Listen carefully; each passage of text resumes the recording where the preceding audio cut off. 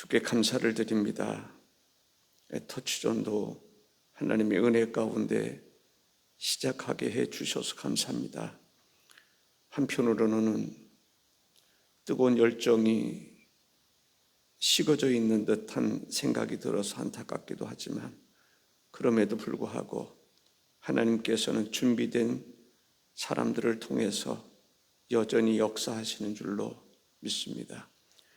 우리가 주를 섬기되 낙심하지 아니하고 주께서 늘 변함없이 우리와 함께 하심에 대한 믿음과 확신을 가지고 살아가게 하옵소서.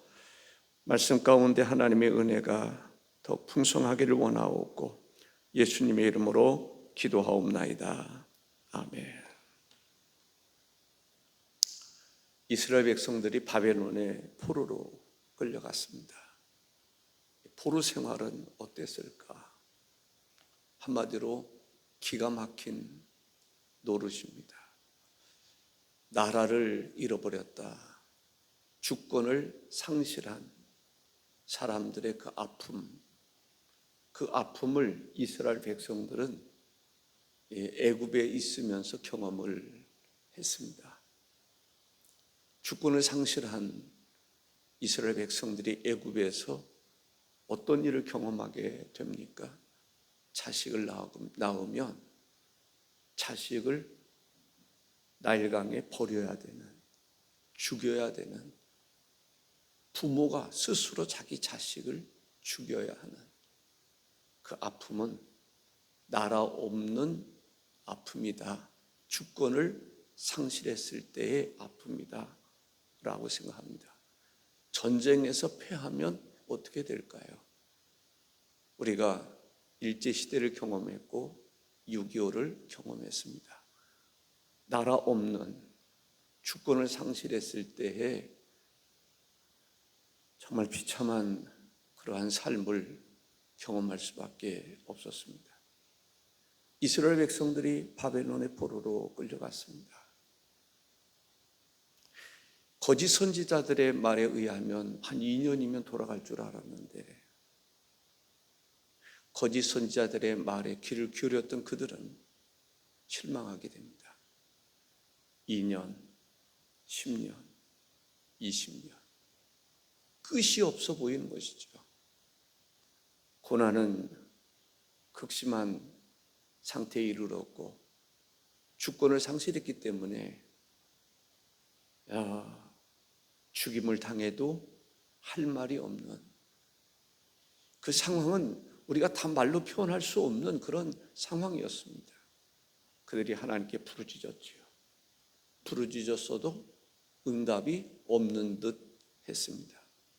하나님은 70년이라고 하는 기간을 선지자를 통해서 말씀하셨음에도 불구하고 그들은 선지자의 말에 귀를 기울이지 않았었습니다. 거짓 선지자들의 말에 귀를 기울였던 것이죠. 하나님의 계획을 그들이 알지 못했습니다. 깨닫지 못했습니다. 그런 가운데서 그들에게 닥쳐오는 환난은 이루 말할 수가 없었습니다. 그들은 생각했습니다. 하나님이 우리를 잊어버린 거야. 우리는 하나님으로부터 버림받은 거야. 그러면서 불평하고 원망했던 것을 볼 수가 있습니다. 하나님은 선지자를 통해서 하나님께서 말씀해 주셨던 그 말씀을 생각나게 하시고 그들에게 위로와 희망을 주시는 것을 볼 수가 있습니다. 다윗도 이런 고백을 했습니다. 시편 13편 1절에 여호와여 어느 때까지니까 나를 영원히 잊으시나이까? 주의 얼굴을 나에게서 어느 때까지 숨기시겠나이까? 라고 고백을 합니다. 다윗이 하나님 앞에 여호와여 어느 때까지니까 나를 영원히 잊으시나이까? 주의 얼굴을 나에게서 어느 때까지 숨기시겠나이까? 이러한 고백은 다윗만의 고백이 아니었을 겁니다.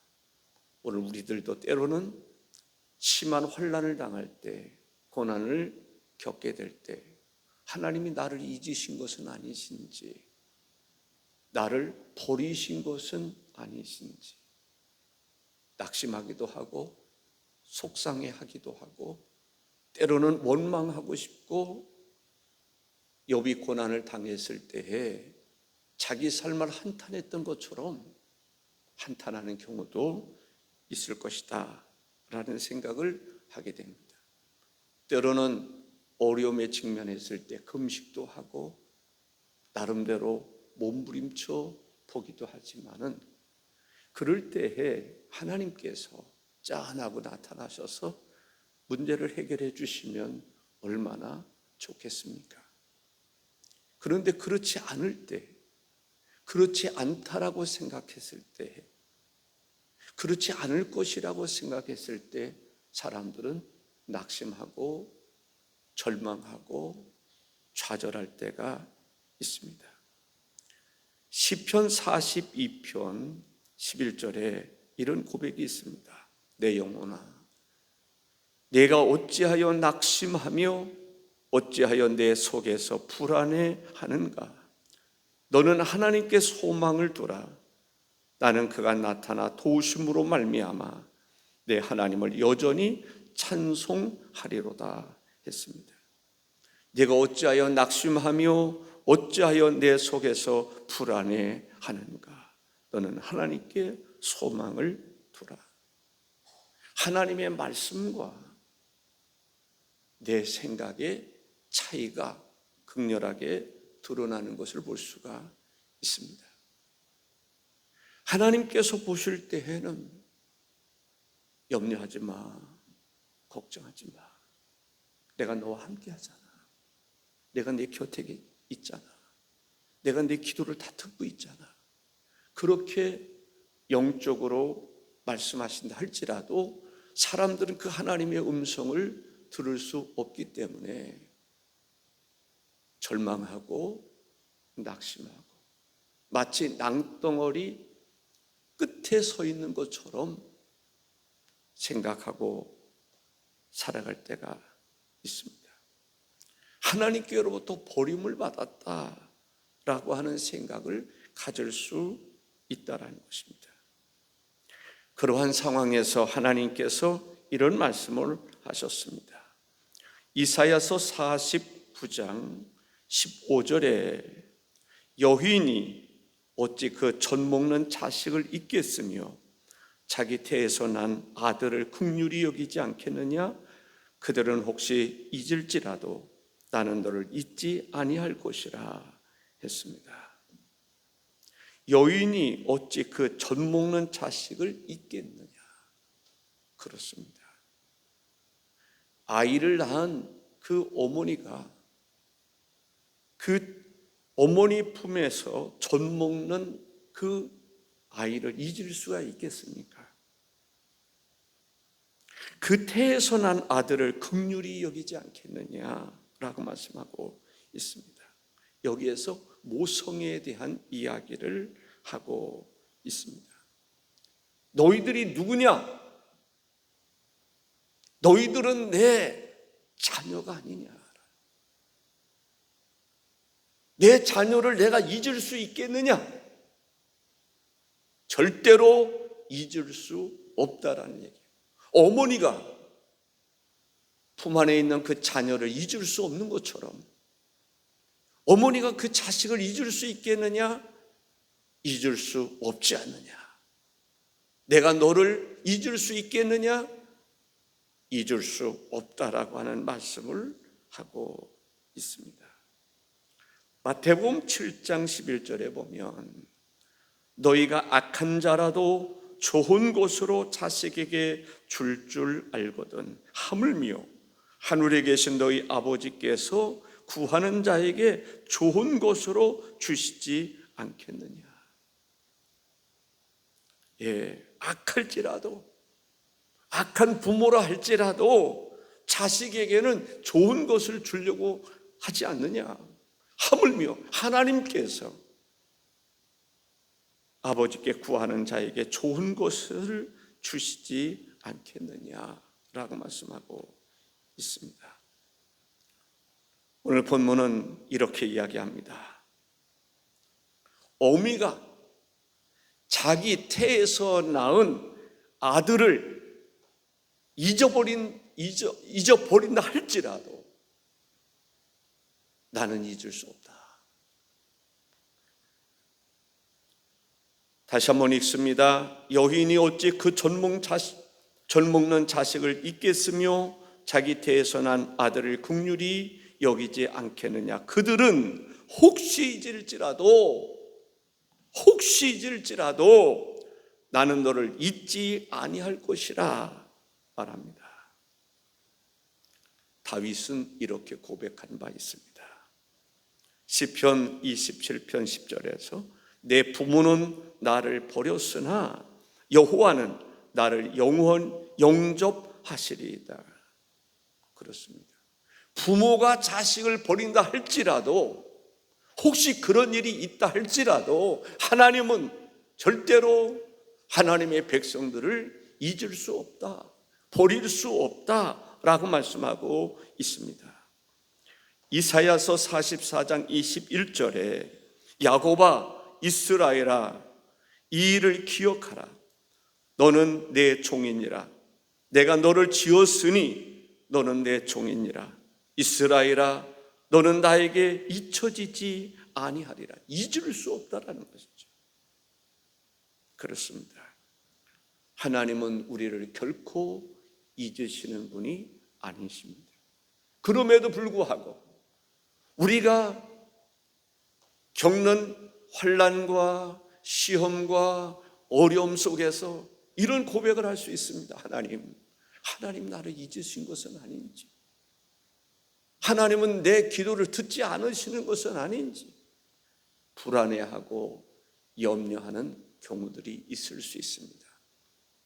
그런 우리에게 주님은 말씀하십니다. 내가 너를 잊을 수 있겠느냐?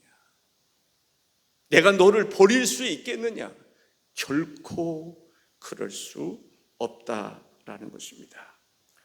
오늘 본문 16절에 내가 너를 내 손바닥에 새겼고 너의 성벽이 항상 내 앞에 있나니, 내가 너를 내 손바닥에 새겨놓았다라고 말씀하고 있습니다.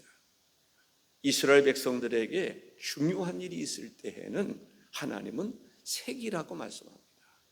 돌판에 새기라, 내 신비에 새기라 라고 말씀합니다. 그리고 하나님께서 잊을 수 없는 그 이름을 때로는 보석에 새기라고 말씀하십니다. 출애굽기 28장 11절에 보석을 새기는 자가 도장에 새김같이 너는 이스라엘 아들들의 이름을 그 두 보석에 새겨 금태에 물리고 라고 말합니다. 새겨라. 근데 하나님께서 하나님의 손에 이스라엘을 새겨놓았다, 손바닥에 새겨놓았다 라고 말씀하고 있습니다. 손바닥은 어떤 것입니까? 손은 사람이 볼 수 있는 데 있어서, 보는 데 있어서 가장 정확하게 볼 수 있고 항상 볼 수 있는 것이 손입니다. 사람의 지체 중에 가장 가까이에서 언제든지 볼 수 있는 것이 뭘까요? 손바닥입니다. 발도 아닙니다. 등도 아닙니다. 허리도 아닙니다. 머리도 아닙니다. 손바닥입니다.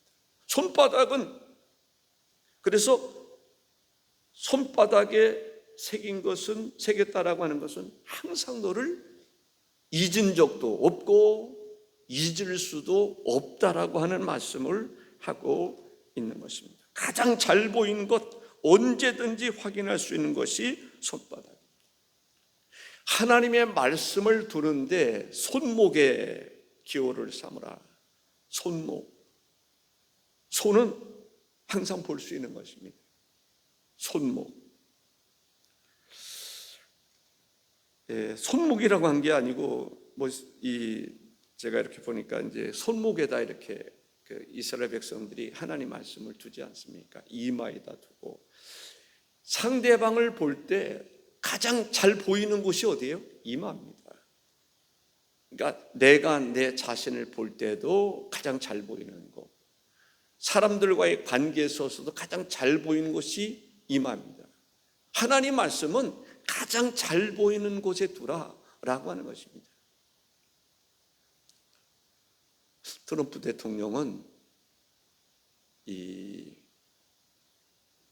모든 그 호텔이나 이런 곳에 이제 다시 성경을 두라고 말합니다. 의무화시키려고 그래요. 가정에서도 운동이, 트럼프 대통령의 운동은 뭐냐? 성경을 두라라는 거예요. 성경 멀리 했던 거, 버려뒀던 거, 이제 다시 회복운동, 영적인 회복운동을 일으키라. 한국에는 트럼프에 대해서 이상하게 부정적인 것들을 많이 이야기하고 있는데요, 이 기독교적인 입장에서 보면 트럼프 대통령은 미국 그 청교도의 중심, 하나님 중심으로 돌아와야 된다. 학교도 하나님 중심, 가정도 하나님 중심, 성경으로 돌아가자. 이것이 가장 강력하게 이야기하고 있는 것이 트럼프 대통령입니다. 역대 그런 대통령이 없을 정도로 성경으로 돌아가자. 그래서 학교에서도 바로 신앙을 다시 회복하는 운동을 벌이고 싶어 하는 것이 바로 트럼프입니다. 하나님의 나라, 이제 미국이라고 하는 나라가 어떤 나라인가? 하나님 중심의 나라가 아니었나? 그런데 그것을 버리지 않았는가? 다시 돌아오는, 하나님 말씀으로 돌아오는 강력한 운동. 그래서 미국을 통해서 열방의 모든 나라들이 그렇게 되기를 원하는 것이 트럼프의 정신입니다. 바로 오늘 우리들이 벌려야 할 그러한 정신이 아닐까라는 생각을 해보게 됩니다. 출애굽기 13장 9절에 이것으로 내 손에 기호와 내 미간에 표를 삼고 여호와의 율법이 내 입에 있게 하라. 이는 여호와께서 강하신 손으로 너를 애굽에서 인도하여 내셨음이니 라고 말합니다. 아가서에 보면 이런 고백이 나옵니다. 신부가 신랑에게 한 말입니다. 아가서 8장 6절에 너는 나를 도장같이 마음에 품고, 도장같이 마음에 품고. 이 도장이 뭘까요? 모든 재산, 이러한 모든 것들을 움직일 수 있는 것이 도장입니다. 어명이요, 왕의 도장이 찍힌 것이 얼마나 중요한지 몰라요. 도장같이 마음에 품고 도장같이 팔에 두라라고 말합니다. 얼마나 귀한 그런 감동적인 이야기입니까? 나라고 하는 존재를 도장처럼 여겨라. 모든 주권, 모든 재산, 모든 것의 결정권을 가지고 있는, 결정할 수 있는 데 있어서 찍을 수 있는 도장처럼 소중하게 여겨라. 너는 나를 도장같이 마음에 품어라. 와, 도장같이 팔에 두라 라고 말합니다. 간혹 관광지 같은 데 가보면 한국 사람들이 그런 거 잘 하는 것 같아요. 돌에다가, 바위에다가 뭐 누구 다녀갑니다 하고, 뭐 외국에까지 가서도 그거 하고요. 동학사의 어떤 식당에 가니까 그 식당 그 벽에다가 그런 얘기들을 많이, 누가 다녀갔다, 자기를 기억해 달라는 거죠. 예, 하나님께서 나를 기억해다오, 내가 너를 잊지 않고 있다라는 사실을 네가 기억해라 라고 이야기하고 있음을 보게 됩니다. 영원히 하나님은 우리를 잊을 수 없는 분이라고 하는 그 믿음과 확신을 가지실 수 있기를 바랍니다. 그래서 때로는 환난을 당하고 핍박을 당하고 어려움에 직면했다 할지라도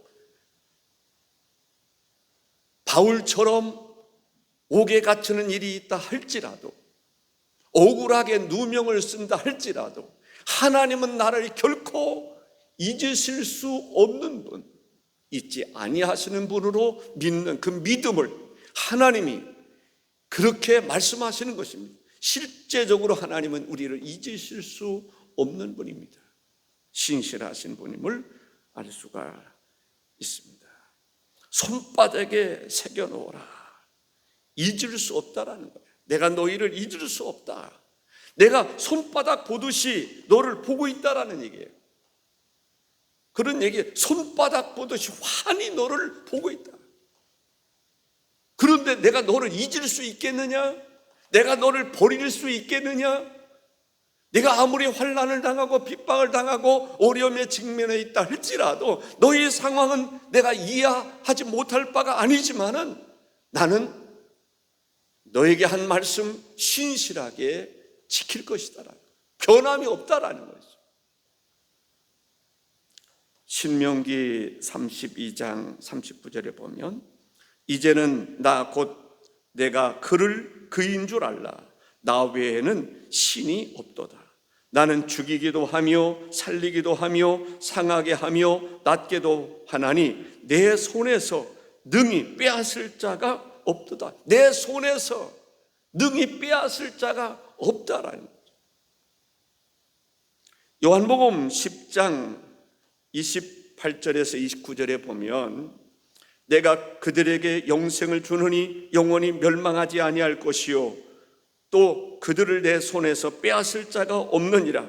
그들을 주신 내 아버지는 만물보다 크심에 아무도 아버지 손에서 빼앗을 수 없느니라. 손이라고 하는 것은 그만큼 중요한 것입니다. 그 손에 이스라엘 백성들을 기록하겠다는 거죠. 우리들을 기록하겠다는 거예요. 강력한 누구도 빼앗을 수 없는 그 손에 이스라엘의 이름을 기록하겠다. 우리는 생명록에 이름이 기록된 것을 중요하게 생각합니다. 바로 그런 의미지요. 하나님의 능력의 손에, 그 손이 어떤 손인가? 능력의 손, 권능의 손. 하나님의 손이 움직일 때에는 능치 못함이 없는 손입니다. 그 손에, 그 손바닥에 내 이름을 기록했다는, 새겨두었다는 거예요. 절대로 잊을 수 없다라는 말씀을 하고 있음을 보게 됩니다. 시편 89편 13절에 주의 팔에 능력이 있사오며 주의 손은 강하고 주의 오른손은 높이 들리우셨나이다 라고 말합니다.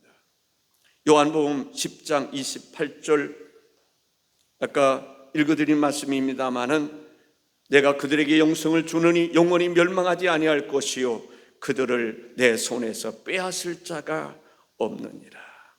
사랑하는 성도 여러분, 우리가 때때로 힘들 때가 있습니다. 어려울 때가 있습니다. 낙심할 때가 있습니다. 실망할 때가 있습니다. 좌절할 때가 있습니다. 그럴 때 어떤 생각을 하게 됩니까? 하나님 나를 잊으신 것은 아니신지, 나를 버리신 것은 아니신지, 내가 혹시 하나님께로부터 버림받은 것은 아닌가 불안하고 떨 때가 있습니다. 그러나 우리는 말씀을 붙잡으셔야 됩니다. 하나님은 절대로 우리를 잊으시는 분도 아니고 버리시는 분도 아니십니다. 이사야서 49장 17절에 내 자녀들은 빨리 걸으며 너를 헐며 너를 황폐하게 하던 자들은 너를 떠나가리라. 하나님께서 문제를 해결해 주실 것에 대한 말씀을 우리에게 분명히 하고 있습니다. 오늘도 하나님의 은총이 저와 여러분 모두에게 함께 하시기를 주의 이름으로 축복합니다. 기도하겠습니다. 전능한